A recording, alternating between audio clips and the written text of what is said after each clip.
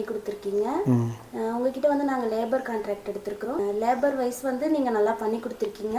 அந்த லெவலுக்கு ஏற்ற பேமெண்ட் கேட்டீங்க. இருந்தாலும் சில இடத்துல வந்து நாங்கள் லேட்டாக கூட பே பண்ணோம். அதெல்லாம் அனுசரித்து வாங்கிக்கிட்டீங்க. நல்லா தான் பண்ணி கொடுத்துருக்கீங்க. ரொம்ப